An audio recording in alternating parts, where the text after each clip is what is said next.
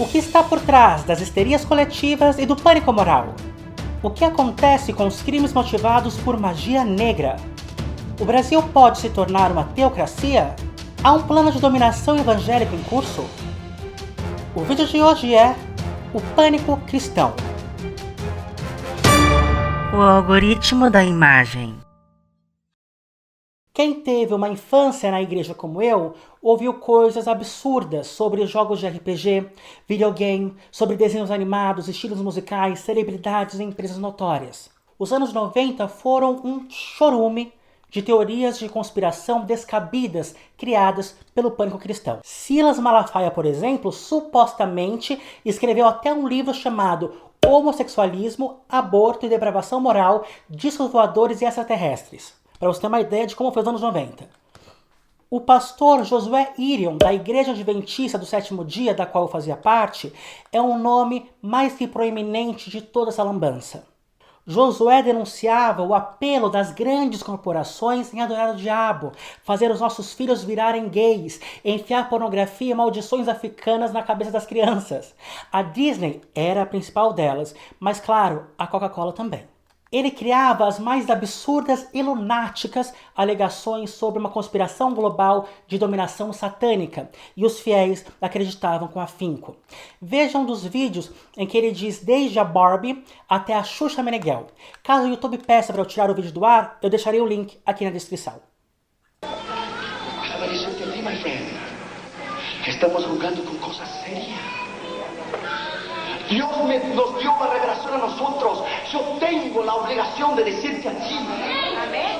Cuando tus hijos lleguen a la edad del teenager, no hay nadie que los pueda soportar más con la desobediencia que ellos tendrán. Sepa que las Barbies, la última edición de las Barbies salieron con las manos de esta manera, de las muñecas. Esto es el símbolo de la iglesia de Satanás. Sepa que el muñeco Barney es usado para los sacrificios y para comer cadáveres humanos en San Francisco, el muñeco Barney. Sepa, my friend, que Xuxa es satanista. Xuxa, nombre de dos demonios en Brasil, Oxu y Orixá. Ella vendió su alma a Satanás por $6 millones.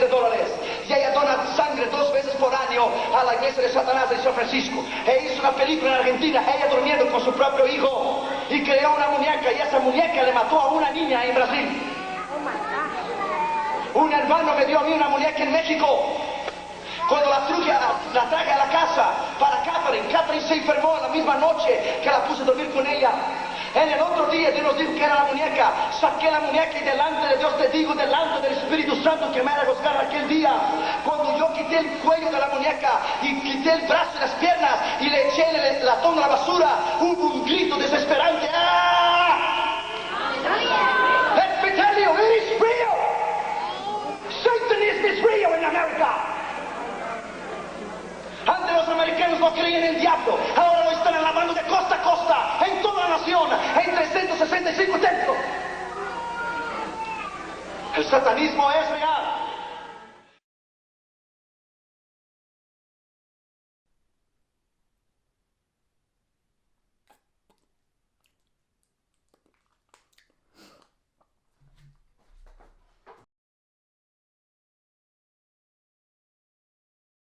O seu cu caiu da bunda, o meu caiu.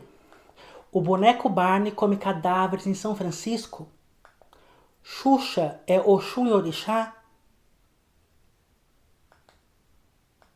Nós já falamos, para deixar o seu grupo mais forte é necessário criar inimigos, imaginários ou não. Aparentemente, os cristãos, por terem fé no místico, no metafísico, são mais propensos a acreditar nessas teorias de conspiração. Aliás, o motivo principal da crença na Terra plana, segundo seus próprios seguidores, é exatamente Deus. A Terra globo seria o acaso promovido pela ciência moderna. A Terra plana seria Deus cuidando de nós. E nós vamos declarar a cada dia que feliz é a nação cujo Deus é o Senhor.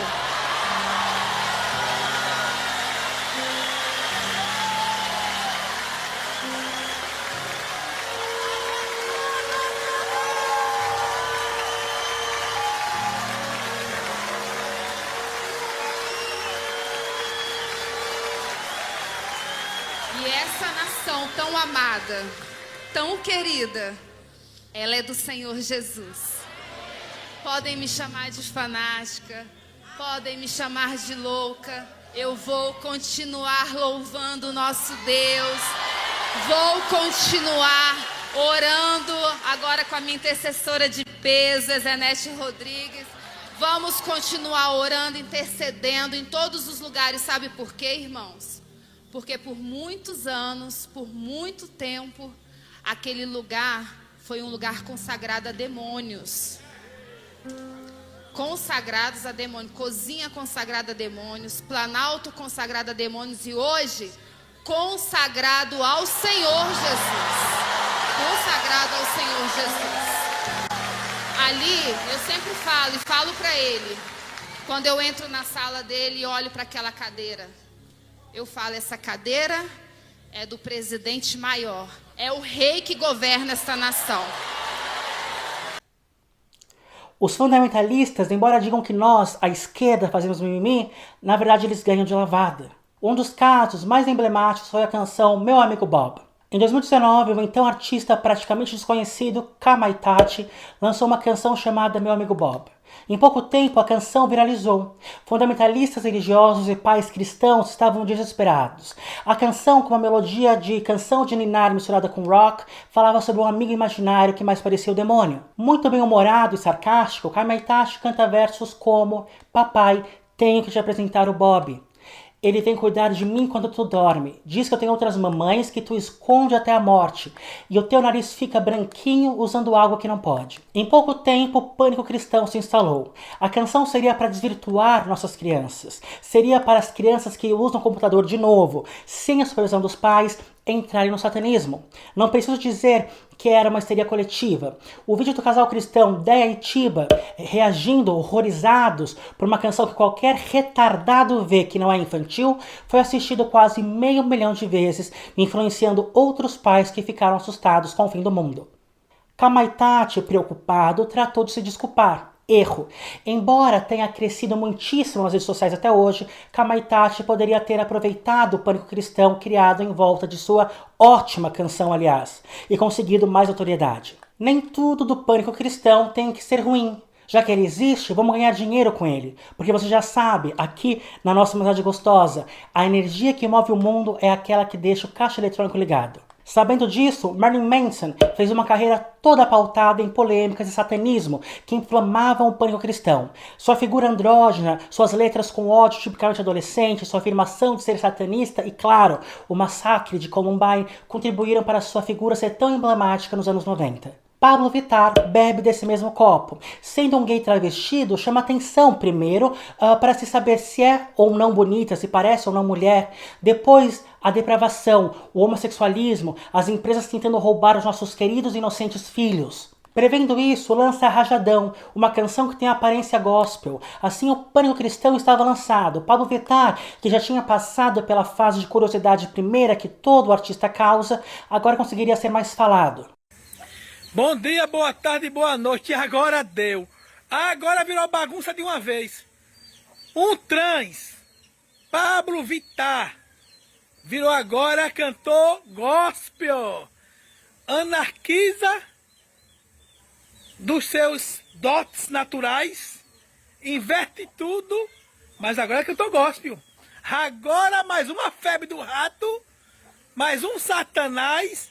Mais um capetão, febre do rato, dando uma de cantores gospel. Impossível!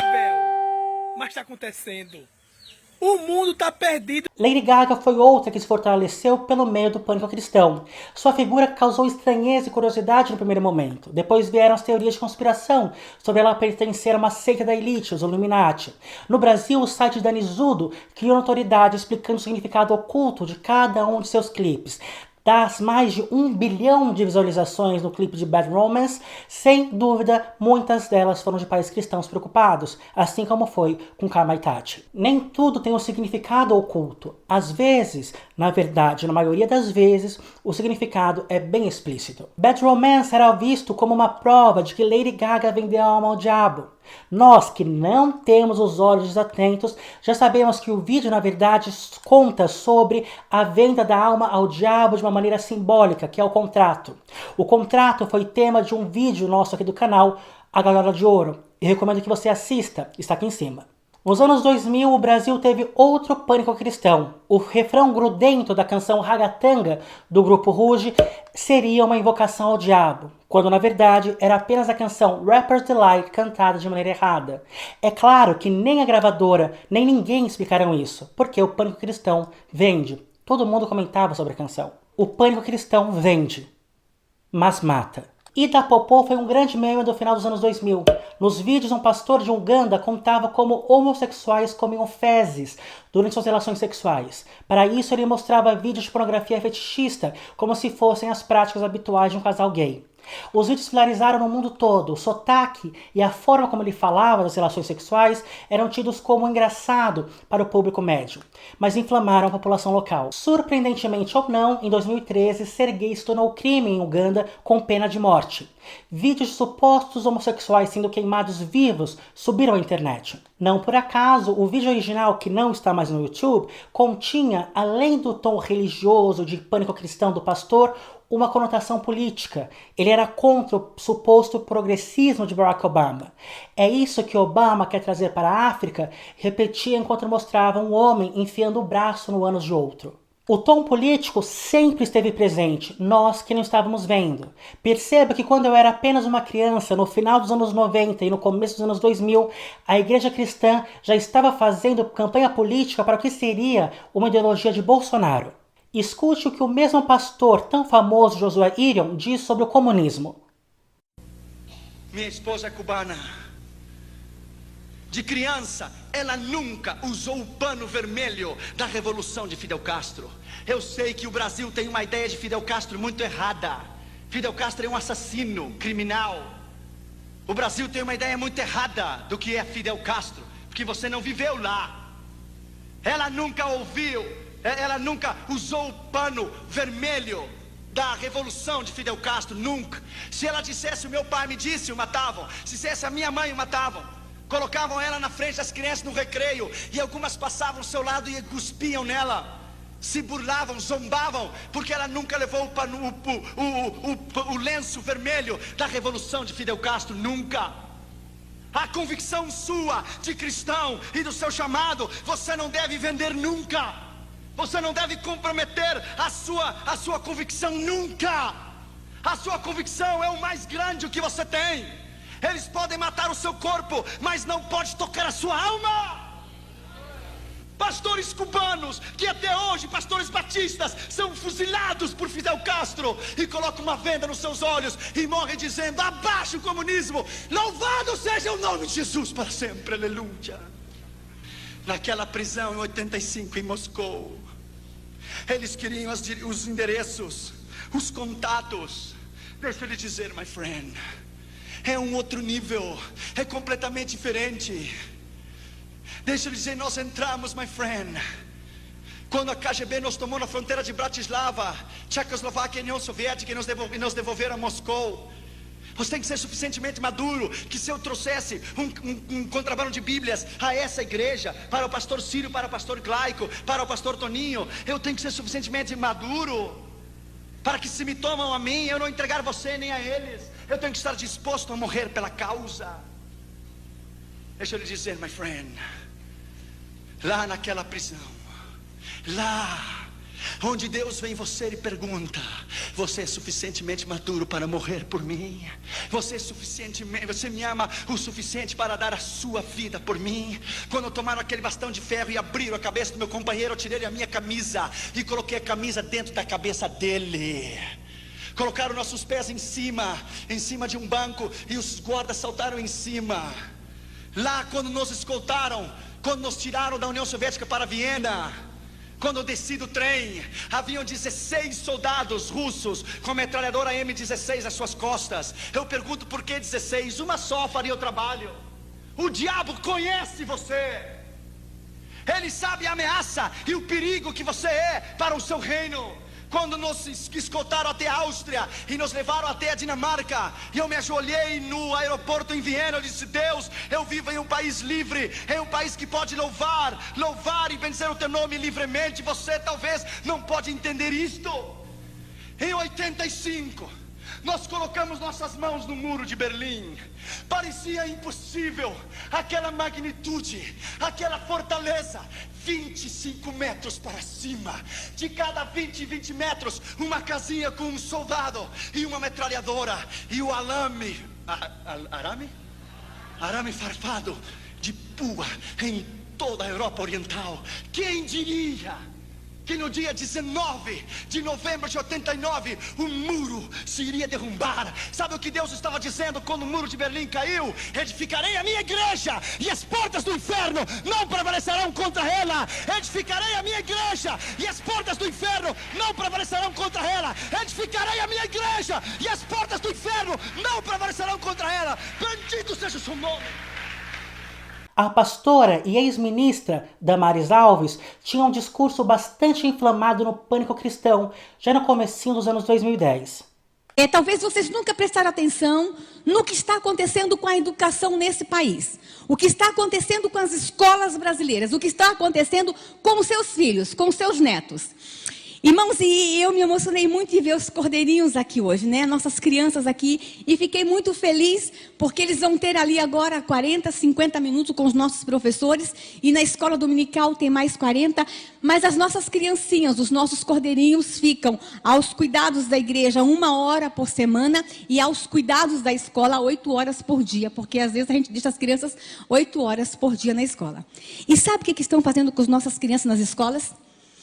E eu vim aqui dizer isso para você, Igreja Evangélica Brasileira, Igreja Evangélica aqui de Campo Grande, especialmente essa igreja, se as outras não derem ouvido a tudo que nós falamos hoje, que pelo menos essa dê. Estão detonando as nossas crianças. Eu posso falar as palavras, pode rasgar o verbo? Então vou falar. Ele está mandando, ele está mandando. Vou mostrar para vocês o que está acontecendo nas escolas, irmão. Pode mostrar os próximos slides. Irmãos, aqui no Brasil, na cidade de São Paulo, eu não vou dizer o nome da prefeita. Juro para vocês, eu não posso falar o nome dela, nem que ela é do PT, e também não posso falar que ela é ex-esposa do Suplicy. E nem posso falar que ela é ministra da Cultura. Essa mulher, quando era prefeita da cidade de São Paulo, irmãos, ela gastou 2 milhões de reais com aquele grupo, o grupo GTPOS, para ensinar sobre ereção e masturbação em bebês nas escolas. 2 milhões de reais. Porque chegou à conclusão, há um grupo de especialistas, e esse grupo começou lá na Holanda, na Europa, e já está influenciando, que nós precisamos aprender a masturbar os nossos bebês a partir dos 7 meses de idade. Inclusive na Holanda, os especialistas, esses homens que são grandes especialistas, que fizeram não sei quantas universidades, eles ensinam que o menino tem que ser masturbado com 7 meses de idade, para que quando ele chegar na fase adulta, ele possa ser um homem saudável sexualmente, e a menina tem que ter a vagina manipulada desde cedo para que ela tenha prazer na fase adulta. E essa prefeita fez isso. Lá na Holanda, eles estão até distribuindo uma cartilha ensinando os pais como massagear sexualmente as suas crianças. Isso está acontecendo no Brasil. Isso aconteceu em 2004, mas ficou lá na prefeitura de São Paulo, não. Irmãos, eu até hoje falei aqui, eu quero desafiar vocês, pais. Qual foi a última vez que vocês abriram a mochila da escola dos seus filhos? Qual foi a última vez que você leu e você conferiu o livro didático que seu filho está lendo e estudando na escola? A gente não tem tempo. A gente não tem tempo, porque nós estamos muito ocupados. E essa questão, irmãos, da modernidade, da pós-modernidade, nós vamos ter que estar nos revendo algumas coisas. A igreja e os crentes estão deixando a educação dos seus filhos por conta do Estado. E agora é lei, foi promulgada agora há poucos dias, que vai ser obrigatório a criança ir para a escola a partir dos 5, 4 anos de idade. Nós estamos enfiando os nossos filhos na escola cada vez mais cedo. E o que me assusta é que tem muito crente querendo tempo integral. Não quer só a partir dos 4 anos, não. A criança tem que ficar o dia inteiro. Dá trabalho criar filho, então vamos jogar os filhos nas escolas. Igreja evangélica, Deus está nos chamando para a gente fazer uma revisão de valores. Para fazer uma revisão de consciência. Tudo que eu disse sobre o peso na consciência dos pais por não saber educar seus filhos como sendo um motivo do pânico cristão, está aí, explicado pela própria pastora. Saiba que bebês têm ereção e crianças se masturbam. Como o professor deve lidar com isso? Era esse o tema das oficinas oferecidas pela Prefeitura de São Paulo em 2004. Nenhum professor quer masturbar o seu filho. Agora, o seu marido? Eu não sei. Damares é da Igreja Batista da Lagoinha, a mesma que tem palco para o que o The Intercept chama de o plano de dominação evangélico. Túlio Gustavo nos conta em 2019 sobre sua trajetória no cristianismo. Túlio relata que em junho de 2009, quase 15 anos atrás, foi feito o Congresso Nacional dos Sete Montes, lá na igreja de Damares Alves. A intenção desse congresso era expandir a presença da igreja aos sete montes da sociedade, a saber, artes e entretenimento, mídia e comunicação, governo e política, economia e negócios, educação e ciência, família, igreja e religião. Religiosos de inúmeras igrejas evangélicas estavam presentes. Todo o escopo do congresso estaria posteriormente no livro Sete Montes, do apóstolo Fernando Guilhem. O livro usa de textos do Antigo Testamento para fundamentar o projeto de poder das igrejas evangélicas. Isso tudo vem de uma interpretação bíblica chamada de teologia do domínio, um movimento sobretudo neopentecostal que diz que a igreja de Cristo teria recebido as promessas feitas ao povo de Israel, ou seja, fartura, o domínio e o governo de territórios de destaque. Túlio diz que seria o modo de refletir na terra o reino dos céus prometido para os que creem em Cristo. Disso se entende também a teologia da prosperidade e tantos pastores políticos no Congresso. Ao lado de Sete Montes, há outro livro com projeto de dominação evangélico. Edir Macedo publicou o Plano de Poder. O nome pode ser óbvio, mas eu estou aqui para explicar, eu estou errada. Plano de Poder tem como objetivo mobilizar os evangélicos para que a igreja governe realmente o Brasil. Após nos contextualizar sobre o momento que estamos enfrentando no Brasil, Túlio começa a contar sobre o MDA, um modelo de captação de pessoas bem parecido com marketing multinível. É uma aventura interessantíssima e envolve exatamente os pilares que eu trouxe hoje no começo do vídeo. Tudo começa com um ritual de cura e libertação, mas toda a estruturação deste modelo foge da nossa proposta de conversa gostosa de hoje e recomendo que você leia a matéria. O importante é que saibamos, a Igreja Evangélica tem um plano de dominação escrito desde 2009. Tem um plano político muito bem orientado desde os anos 90 e está tratando seus fiéis como funcionários para a atração de novos cristãos. Túlio nos lembra que daqui 10 anos a maior parte do Brasil será evangélica e é o voto da mulher evangélica que vai definir os rumos da eleição de 2022, segundo a BBC. Um voto de pessoas com baixa instrução, baixo nível educacional e com temor pelo conceito de família. Quando Damares diz, não é a política que vai mandar esta nação, é a igreja, ou é o momento de a igreja governar, não são frases de efeito como nós falamos. Nós, à esquerda, lá em 2016, ficamos falando, não vai ter golpe, teve golpe. Ficamos dizendo, fora Temer, ele governou até o fim. Gritamos, ele não, e eles avisaram que era melhor já ir acostumando. Frases de efeito que não nos levam a lugar nenhum. Nós não estamos bem articulados. O cão é muito bem articulado, diz Damares. E é verdade, nós não somos. Nós não temos um projeto de dominação. Piero Leiner, mente brilhante por trás da explicação da Guerra Híbrida Brasileira, foi convidado a explicar para a alta cúpula dos militares sobre o que era gramscismo. Olavo de Carvalho fez a doutrinação à luz do gramscismo de toda uma nação. E nós estávamos rindo, fazendo festas, cirandas, decidindo se somos mais leninistas ou trotskistas, mudando de gênero e lutando contra opressões simbólicas. Damares não. Ela estava assessorada por um plano de dominação bem escrito, encabeçado por pessoas que ganham 33 bilhões de reais a cada 4 anos, só de transferência bancária. Sem contar doações em espécie de bens, porque a gente tem que lembrar que o pastor Formigoni, da Igreja Universal, recomendou que os fiéis dessem seus carros à igreja, porque assim conseguiriam uma Lamborghini. Você vai pegar essa porcaria desse carro e você vai dar, que em breve você vai ter dinheiro para comprar um Lamborghini. Pelo menos o cartão que o pastor Marco Feliciano pegou, e ele disse que Jesus não faria um milagre, porque estava sem senha, está contando nesse valor, pelo menos isso. É a última vez que eu falo, Samuel de Souza doou o cartão, mas não doou a senha. Aí não vale. Depois vai pedir um milagre para Deus, Deus não vai dar, vai falar que Deus é ruim. 21% dos programas da TV aberta no Brasil são de conteúdo religioso. 21%. É poder, é dinheiro que não acaba mais. Eles têm energia positiva. E qual é mesmo a energia mais importante do mundo? Crivella foi eleito pelo poder evangélico. Tudo nos lembra, Antony Garotinho, Eduardo Cunha e Haroldo de Oliveira são colocados e mantidos no poder pelos evangélicos. O que Túlio não nos conta é sobre uma teocracia no Brasil. Muitos pensam que para ter um Estado teocrático no Brasil, esses fundamentalistas religiosos precisam pegar em armas, matar gente. Mas não. Hoje, na guerra híbrida, as revoluções são institucionais. Elas acontecem pelos meios da própria democracia. Manifestações populares, a própria justiça legitima a revolução, eleição. Nós não precisamos de tanque de guerra mais. Para se ter uma teocracia no Brasil, nós só precisamos que metade do Congresso, mais um, seja fiel aos ideais do plano de dominação evangélico.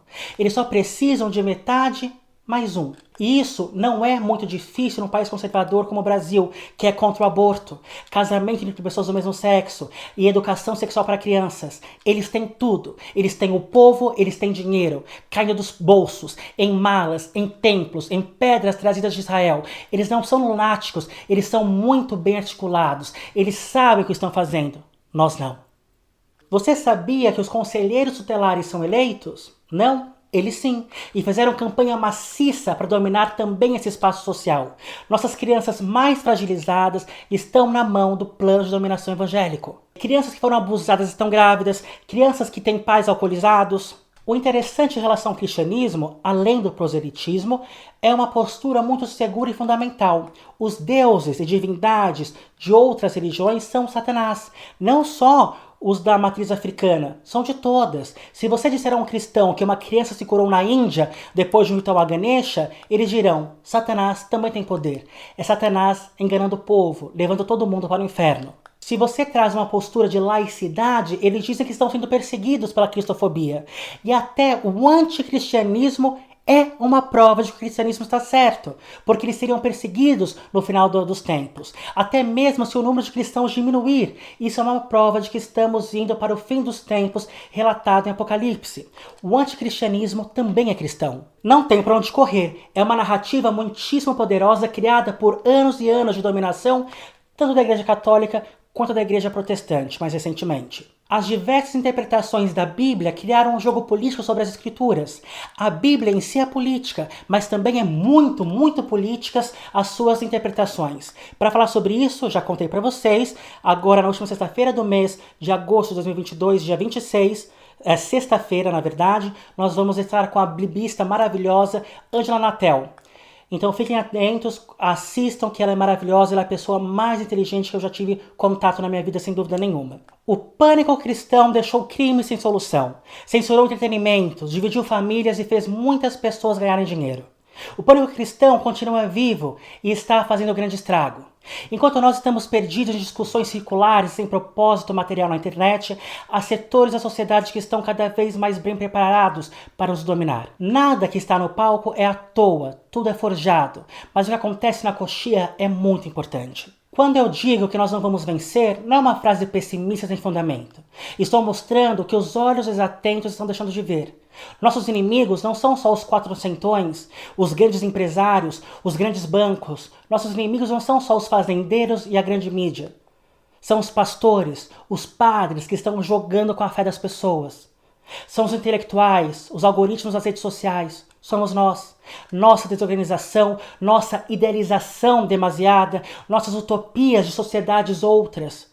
A política não é para idealistas, a política é para estrategistas e nós não estamos sendo estratégicos. Nós já fomos vencidos, o mundo não foi feito para que vençamos. Nós estamos com fome, nós estamos cansados, que nem temos mais raiva. Estamos presos, trabalhando 12 horas por dia e 6 dias por semana. Nossos filhos não serão médicos, advogados, doutores mais. Nossos engenheiros, advogados, doutores, vindo de famílias pobres, estão desempregados. Nossas casas não serão banhadas pelo sol da manhã. O litro de leite está quase R$10 hoje. E mesmo que abaixe, não fomos feitos para vencer. Não vamos lutar, temos fome. Temos que sobreviver. Viemos dos navios negreiros, lotados. Estamos nos ônibus e metrôs lotados. Extasiados. Não temos mais nada. Só Deus. E Deus não me responde. Vamos trabalhar até a coluna se quebrar e eles estão ricos, todos. O seu político, o seu pastor, o seu padre, o seu cantor, o seu influencer. 33 milhões de brasileiros não podem comer pão, e o pão é o corpo de Cristo. 114 milhões de brasileiros não podem beber vinho, e vinho é o sangue de Jesus. Em 3 anos, deputados apresentaram mais de 120 projetos de lei que Érica Malunguinho chama de contra a comunidade LGBT, e o óleo de soja custa R$15.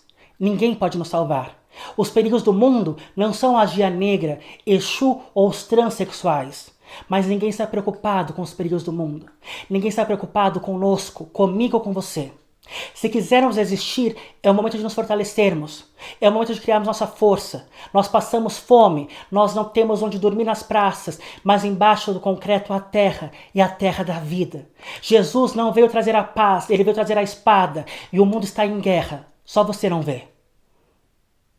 Então minha pergunta de hoje é: olhos desatentos, sua fé muda o mundo?